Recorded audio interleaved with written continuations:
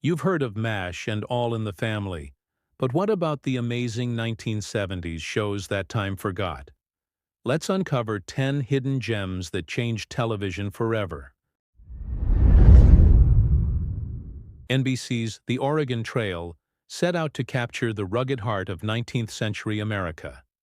It followed the Garvey family, pioneers who left behind the safety of civilization to chase a dream out west. Rod Taylor brought gravitas and grit as Evan Garvey, the strong-willed patriarch guiding his family through rivers, storms, and the unknown.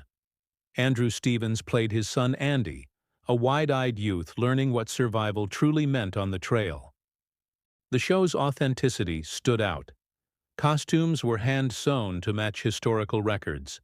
Wagons were built from authentic 1800s blueprints, and much of the series was filmed outdoors under punishing conditions. It balanced sweeping adventure with intimate emotional moments, a mother comforting her child by campfire, a family sharing a rare moment of laughter after surviving disaster. Despite its promise, only 6 episodes aired before NBC canceled it due to low ratings. But its legacy lived on. Several of its sets and even entire storylines were repurposed for later frontier dramas like How the West Was Won and Little House on the Prairie. For fans of historical realism and classic adventure, The Oregon Trail remains a lost treasure of 1970s television. Long before space comedies became mainstream, NBC launched Quark, a sci-fi spoof that was light years ahead of its time. Created by Buck Henry, the genius behind Get Smart, it starred Richard Benjamin as Adam Quark, the galaxy's least glamorous hero, a sanitation worker cleaning up cosmic trash. His crew was as strange as his mission. Twin clones who constantly argued over which was the original, a moody robot named Andy with a superiority complex, and Betty 1 and Betty 2, identical women who never stopped flirting or fighting. Every episode gleefully parodied Star Wars, Star Trek, and classic pulp science fiction, from evil empires to malfunctioning starships. Production designer Charles E. Parker, who worked on Battlestar Galactica, gave Quark a surprisingly sophisticated look despite its modest budget. Miniature models, quirky alien costumes, and satirical dialogue made it an early masterpiece of self-aware sci-fi. Though it lasted only 8 episodes, Quark's absurd humor later influenced series like Red Dwarf, Futurama, and The Orville. It proved that space stories didn't always need to be serious. Sometimes, laughter was the best form of exploration. In the mid-1970s, NBC revived one of fiction's most famous detectives with Ellery Queen, a cerebral mystery series that challenged audiences to become part of the investigation. Jim Hutton starred as Ellery, the sharp-minded novelist turned sleuth, alongside David Wayne as his no-nonsense father, Inspector Queen. Each episode followed a new case: a murder in a theater, a stolen diamond, a mysterious poisoning, and cleverly embedded clues within the dialogue and scenery. The real magic came at the end of every story. Before revealing the culprit, Ellery would look straight into the camera and ask, "Have you figured it out?" Viewers at home were invited to solve the puzzle themselves. A groundbreaking interactive twist years before modern choose-your-ending storytelling existed. Despite critical praise, the show lasted just 1 season. But its influence stretched far, inspiring Murder, She Wrote, Diagnosis Murder, and other cozy detective dramas that celebrated intellect over violence. Ellery Queen proved that television mysteries could be smart, stylish, and deeply satisfying. Please show your support for the channel by subscribing, liking the video, and hitting the notifications bell so that you never miss a new video. A strange green cloud in the Bermuda Triangle transports a group of travelers into another dimension, a realm where lost civilizations, futuristic technology, and mythical powers all coexist. That was the premise of The Fantastic Journey, one of NBC's most visually ambitious sci-fi series.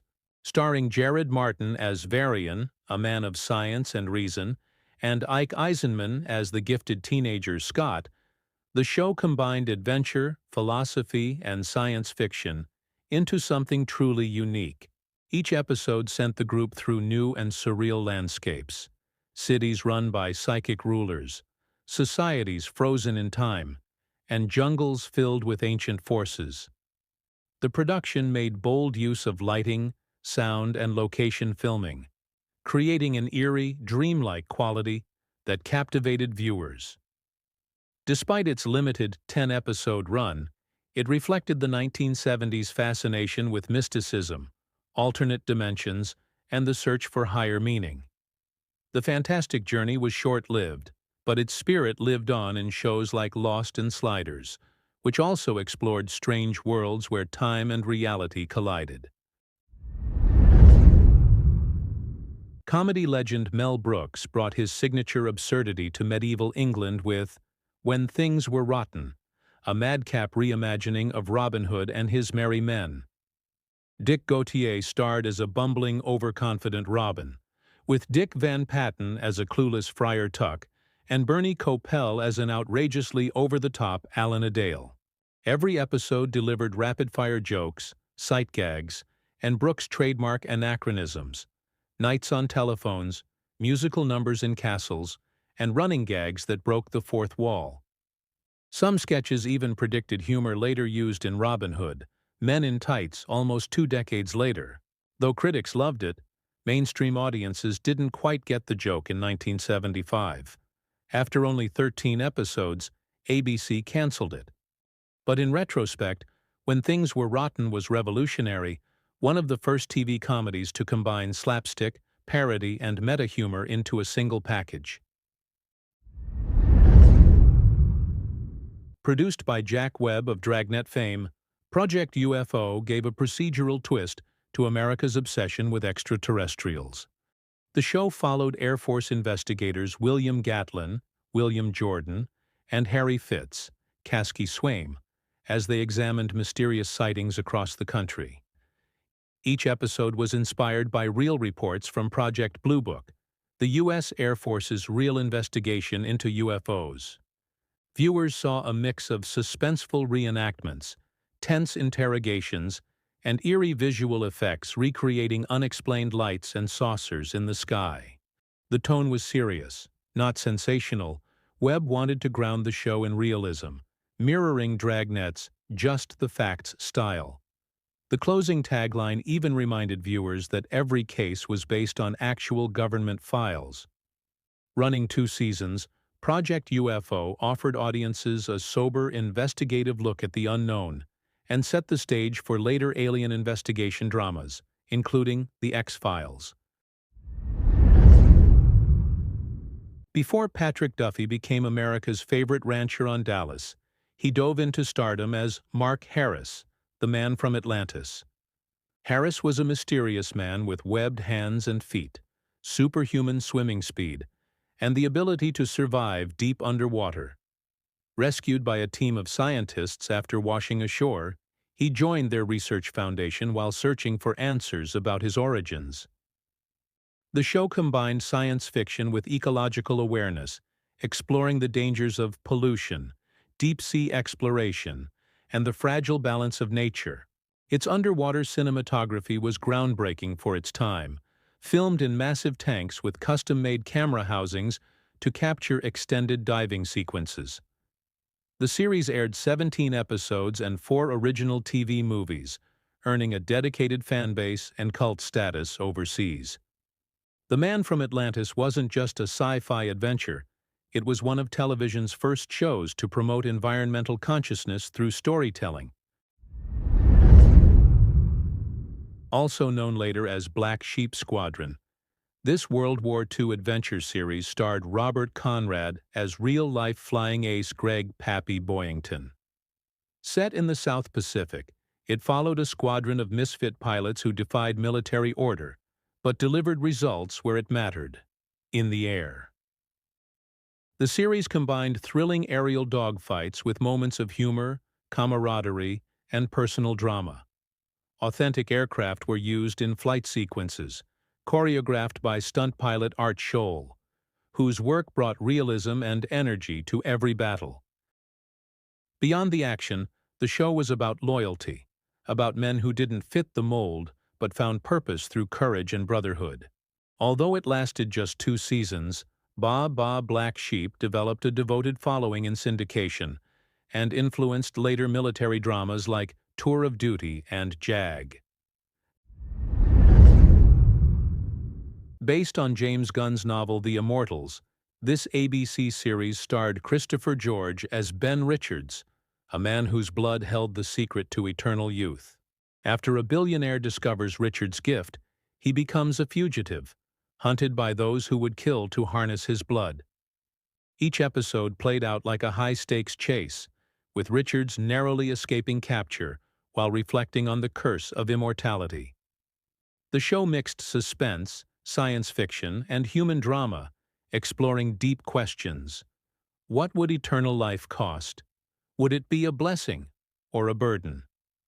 Although it ended after only 15 episodes, The Immortal inspired decades of stories about genetic manipulation, from Highlander to The X-Files.